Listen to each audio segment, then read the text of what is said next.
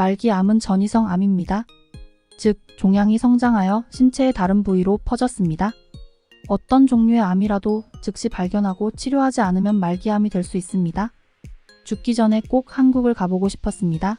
갑작스런 시한부 판정의 마지막은 어릴 적 살았던 한국을 찾게 되고, 평범한 일상에서 갑작스럽게 암말기 판정을 받은 50대 한국계 미국인 여성 세라황. 그녀는 인생은 불안과 떨림 속에서 찾아오는 작은 행복을 기다리는 여정이라 믿었습니다. 하지만 그 작은 행복을 더 이상 기다릴 수 없다는 사실에 그녀는 절망했습니다. 그러나 그녀에게 주어진 마지막 3개월 동안 그녀는 절망을 이겨내고 새로운 삶을 꿈꾸게 되었습니다. 그 3개월 동안 그녀에게 벌어진 놀라운 이야기는 무엇이었을까요? 그리고 그녀가 마주한 작은 행복은 무엇이었을까요? 이 이야기는 그녀의 마지막 여행과 그 여정에서 발견한 행복에 대한 이야기입니다. 안녕하세요. 제 이름은 세라황입니다. 저는 강원도라는 한적하고 평화로운 곳에서 사는 평범한 한국 여성입니다. 하지만 이 이름은 저를 가리키는 본명이 아닙니다. 저의 진짜 이름은 황은영이죠. 제가 태어난 순간 할아버지는 저에게 황은영이라는 이름을 지어주셨습니다. 그 이름에는 은은한 빛으로 세상을 밝히는 사람, 변치 않는 가치를 지닌 사람이 되어라는 의미가 담겨 있었습니다. 남아선호 사상이 강했던 당시의 대한민국에서 여자아이로 태어나 사랑받는 것이 쉬운 일은 아니었지만 할아버지와 부모님은 저를 무조건적으로 사랑하며 저의 존재 자체를 소중하게 여겨주셨습니다. 그러나 시간이 흘러 할아버지가 돌아가신 후 저희 가정은 경제적으로 어려움을 겪게 되었습니다. 부모님은 장사에 실패하며 그 어려움은 점점 심각해졌습니다. 그러던 어느 날 부모님은 저와 함께 한국을 떠나 미국으로 가자는 결정을 내렸습니다. 당시의 미국은 물질적으로 풍족한 나라로만 알려져 있었고 그곳에서의 삶은 한국에서 경험할 수 없는 새로운 기회와 가능성을 제공하는 곳으로 여겨졌습니다. 부모님은 그런 미국에서의 삶을 향한 꿈, 즉 아메리칸 드림을 쫓아 그 미지의 세계로 발을 내디뎠습니다. 그 꿈은 누구나 열심히 노력하면 그 노력이 결국은 성공으로 이어질 것이라는 믿음에서 비롯된 것이었습니다. 그리고 그 성공은 단순히 경제적인 풍요를 의미하는 것이 아니라 가정의 행복과 사회적인 상승을 포함한 보다 넓은 의미의 성공을 의미했습니다. 그래서 부모님은 그 꿈을 실현하기 위해 불확실한 미래를 향해 용감하게 한 발짝을 내디뎠습니다. 그리고 그것은 저희 가정에게 새로운 시작을 알리는 첫걸음이었습니다. 가진 것을 다 팔아 친인척들의 도움을 받아 겨우 미국으로 갈 수 있는 비행기 표를 샀습니다. 그리곤 도착하자마자 부모님은 첫날부터 일을 시작하셨습니다. 하루를 벌어 하루를 살아가는 힘겨운 생활이었지만 그럼에도 부모님이 장사를 시작하겠다고 결심하신 것이었습니다. 그런데 이는 결코 쉬운 일이 아니었습니다. 아버지는 영어를 몰라 온갖 고된 일을 하셔야 했고 그 과정에서 미국인들의 차별과 폭력을 견디셔야 했습니다. 어머니는 극심한 우울증에 시달렸고 미국에 온 후 웃음이 사라져버렸습니다. 하지만 저희 가족은 끈질기게 버텼습니다. 더 이상 돌아갈 곳이 없었기 때문입니다. 그렇게 저희는 몇 년 동안 힘겨워하며 살아가게 되었습니다. 하지만 저희는 포기하지 않았어요. 그렇게 저희는 몇 년 동안 힘겹게 살아갔습니다. 저는 한인 가족들이 버린 책과 옷을 입고 홀로 공부했습니다. 영어는 외웠지만 말할 사람이 없어 언어는 점점 어눌해져가고 한국말도 영어도 제대로 못하는 상황에 이르렀습니다. 그런데 돌이켜보면 그 어려움이 저희를 더욱 강하게 만들어 주었습니다. 부모님은 세탁소를 차렸고 저는 학교에 다니며 영어를 배우기 시작했습니다. 그렇게 10년이 넘는 시간 동안 저희는 끈질기게 살아왔습니다. 그 결과 작은 집을 가질 수 있었고 저는 미국 대학에 다니며 일상생활을 즐길 수 있게 되었습니다.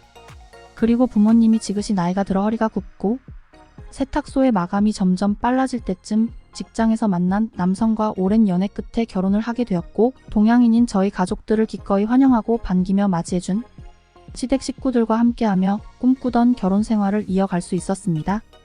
우리는 스라이 셀리, 메리라는 2명의 딸을 두었고 제가 할아버지와 부모님께 받은 사랑만큼 두 딸에게 풍족하고 넘치는 사랑을 주며 오손도손 잔잔한 일상을 보내는 여느 가족과 다를 바가 없었습니다.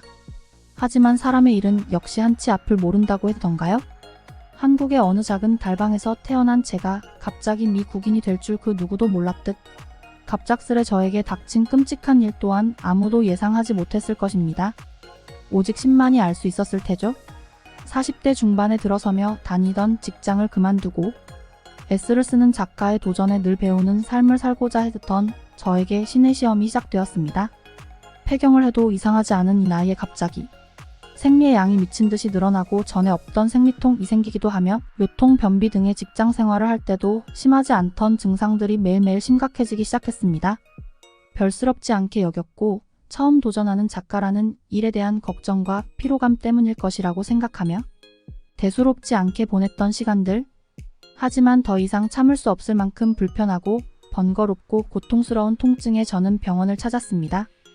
오랜 시간 기다려 부인과 진료를 비롯한 많은 검사들을 했으며 이상하게 병원을 다녀온 뒤로는 또 증상이 없는 듯 해별거 아닌가 보다 여기며 또 메일을 보냈죠. 그러던 중 병원에서 급히 연락이 왔습니다. 지난 방문 때 한 검사 결과가 나왔으니 주치의를 만나 상담을 받고 치료 과정에 대해 논의를 하라는 메시지였습니다. 나이가 들면 이렇게 하나둘씩 고장이 나는구나 생각하며 여전히 저는 조금의 긴장도 없이 덤덤하게 병원을 찾았습니다. 하지만 진료실의 문을 열고 제가 앉을 때까지 심각한 표정으로 쉽게 입을 열지 않는 의사를 보고 그제서야 저는 미친 듯이 심장이 뛰며 불안해지기 시작했습니다. 선생님, 제가 병에 걸렸나요? 이런 말씀을 드리게 되어 매우 유감스럽습니다. 수술이 필요한가요? 현재 환자분은 난소암 말기 상태로 보여집니다. 저는 말도 안 되는 의사의 말에 놀란 것은 둘째치고 웃음이 나더군요. 뜬금없이 제가 암말기라니요? 저는 머리카락도 빠지지 않고 체중도 그대로이며 여전히 운전을 할 수 있고 아침마다 수프를 먹을 생각에 기분 좋게 잠에서 깨죠. 지난주에는 남편과 자전거 여행을 다녀왔고 셀리의 졸업식에서도 생기 있는 모습으로 가족 사진을 찍기도 했습니다.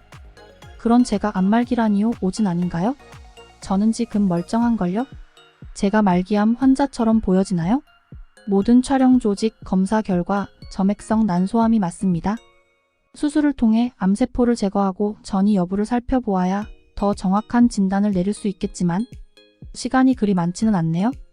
세상에 말 같지도 않은 소리라고 화를 내고 싶었습니다. 하지만 평생 거짓말이라고는 해본 적 없는 얼굴을 한 의사의 묵직한 한마디 한마디에 저는 가슴이 짓밟히는 듯 주저앉았고 진료실을 나선 후에서야 실감할 수 있었습니다.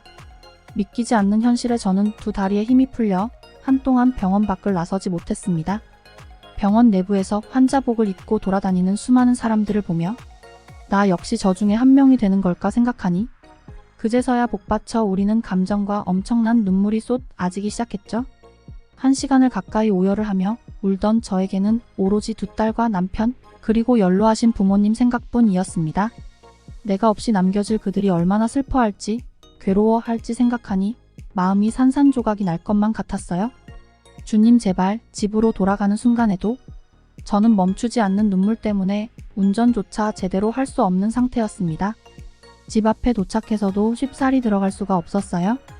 저녁 먹게 빨리 오라며 저를 찾는 두 딸과 남편의 전화에 애써 웃음 짓고 저는 한참 뒤에 굳은 마음으로 차에서 내렸습니다.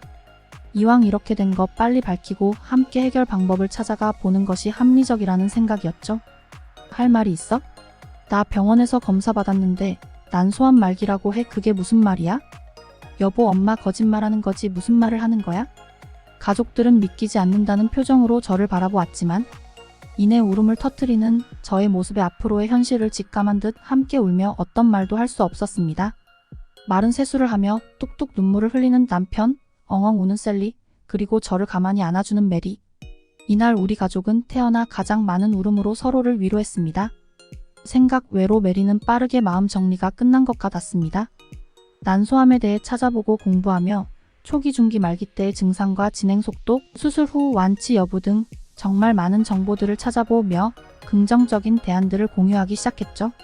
직장에도 나가지 못하고 내내 숨죽여 울던 남편과 한 끼도 먹지 못하며 제품에서 떠나지 않았던 셀리도 오히려 적극적으로 나서는 메리의 모습에 다들 조금씩 기운을 찾아갔습니다. 모두 잘 들어봐. 엄마가 태어난 대한민국이라는 곳에 아주 유명한 여성 가수가 있어. 그녀의 이름은 양희은. 이 여성 역시 젊은 시절 난소암 판정을 받았지만 30년이 지난 지금까지도 건강하게 잘 지내며 아티스트 활동을 하고 있지. 그 가수 역시 난소암 말기였던 거야? 응, 맞아. 3개월의 시한부 인생을 선고받았지만 이를 극복했어. 이 밖에도 암이 많이 진행되었지만 극복하고 이겨낸 사람들의 사례는 쉽게 찾아볼 수 있어. 우리도 포기하긴 아직. 힐러 야무진 메리의 말에 온 가족들의 표정이 밝아졌습니다. 저 역시 왠지 모를 벅차 울음과 기대가 생기며 메리의 말에 귀를 기울이게 되었죠. 그러나 한편으로는 그건 그들의 이야기지. 나에게 그런 기적은 찾아오지 않을 거라는 현실적인 생각에 금세 시무룩해지기도 했습니다. 현실은 드라마나 영화 타인의 기적처럼 아름답지 않다는 것을 아직 메리와 셀리는 경험하기 이른 나이니까요. 그저 기운을 불어넣어줌에 고맙다는 생각으로 결국 마무리를 지었습니다. 애써 밝은 척을 하고 이야기를 마무리 지은 후 잠자리에 누운 저는 남편에게 이야기했어요. 여보, 나 한국으로 가고 싶어. 갑자기 무슨 소리야? 그 몸으로 어딜 간다는 거야? 어쩌면 정말 나 마지막 일지 모르잖아. 내 고향 한국에서 나 정말 후회 없을 만큼 즐기고 행복하게 살다. 고국 땅에서 잠들고 싶어. 이건 내가 암이 아니었어도 언젠간 정말 이루고 싶었던 꿈이야. 갑자기 한국으로 가고 싶다는 남편은 그저 저를 토닥여주었습니다. 그리고 다음날 다시 가족회의를 열어 한국으로 떠나겠다는 의사를 밝히자 메리와 셀리 역시 찬성했고 저와 함께 한국으로 가겠다는 의지를 보였죠.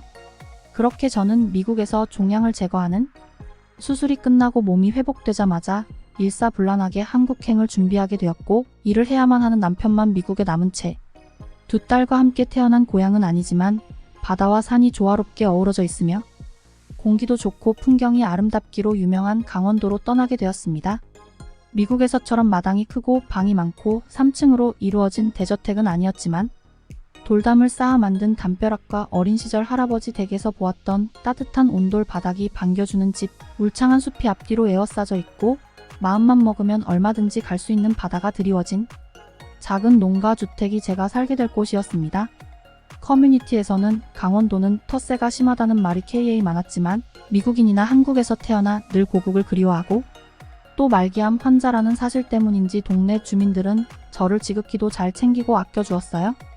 모든 사람이 옷을 홀딱 벗고 사우나라는 곳에서 이 이야기를 나누는데 처음에는 불쾌하고 찝찝했지만 어느덧 저에게 서운하는 언니들을 만나 어린 시절의 이야기를 풀고 녹음하고 지친 몸을 달래는 장소로 바뀌었습니다.